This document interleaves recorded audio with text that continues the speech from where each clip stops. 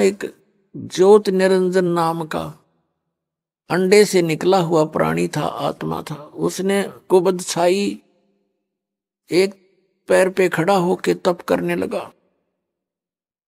उसके ऊपर ये सब आसक्त हो गए, उसकी उस ड्रामाबाजी को देखकर, उसकी एक्टिंग को देखकर, जो आजकल के लोग में कष्ट पा रहे हैं। मैंने बहुत बार उनसे कहा कि तुम मस्त रहो बच्चों, इसकी क्रिया को मत देखो। ऊपर से तो वो सावधान हो जाते थे, अंदर से कसक घनी बन गई, उस पर आसक्त हो गए, हृदय से चाहने लगे। जब उसने कहा कि मुझे जीव दे दो, तो मैंने उनसे पूछा था क्या तुम जाना चाहते हो? सभी ने स्वीकृति दे दी थी, इसलिए उसके साथ भेजने पड़ गए मुझे। और देखो बेटा यहाँ कितना सुख है और वहां क्या हो रहा है। कभी फ्लड आ जाता है, कभी अकाल गिर जाता है, किसी की रोग से मृत्यु, कभी महामारी फैल जाती है, कहीं जल उपलब्ध नहीं है तो कहीं फ्लड ही फ्लड है। ऐसे स्थान पर चले गए, इस सर्व सुखदायी प्लेस को छोड़कर, स्थान को छोड़कर। अब गरीबदास जी बालक थे, आंखों में आंसू आ गए और कहने लगे भगवान हम तो घने नालायक हैं, हम तो महान पापी आत्मा है।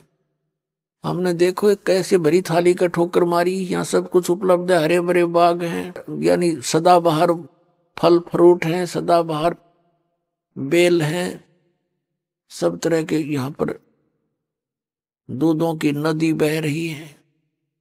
और हम वहां उस कंगाल लोक में चले गए और कहा भगवान मुझे यहीं रख लो दाता, वहां मत भेजो। तब परमात्मा ने कहा बेटा ऐसे नहीं, आपको जाना पड़ेगा और मैं आपको ऐसा मंत्र दूंगा सतनाम, 2 अक्षर का।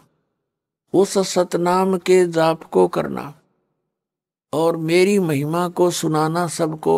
आपने ये देख लिया भगवान कौन है और भक्ति करके आप यहाँ आ सकते हो। आप जब यहाँ से गए तो बहुत पुण्य थे आपके, अब वहां पुण्य रहे नहीं, उसने लूट लिया तुम्हारे को। और फिर वो इतना ही समर्थ सक्षम होकर तुम यहाँ आ सकते हो भक्ति के बल से।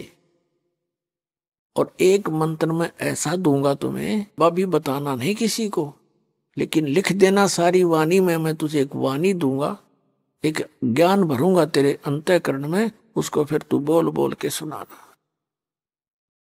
गरीबदास जी से कहा बेटा आपको जाना पड़ेगा, आपके बस भाई बहन हैं, वो काल से भ्रमित है, उनको ये ज्ञान सुनाना अति अनिवार्य हो गया।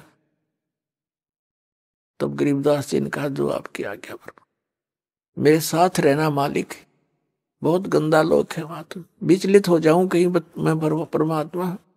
परमेश्वर ने कहा बेटा घबरा मत, मैं तेरे साथ रहूंगा। ज्यों बच्छा गऊ की नजर में, यूं साईं को संत, और भक्तों के पीछे फिरे वो भगत वत्सल भगवंत। फिर बताया कि बेटा मैं 120 वर्ष बनारस में काशी में रहा हूं।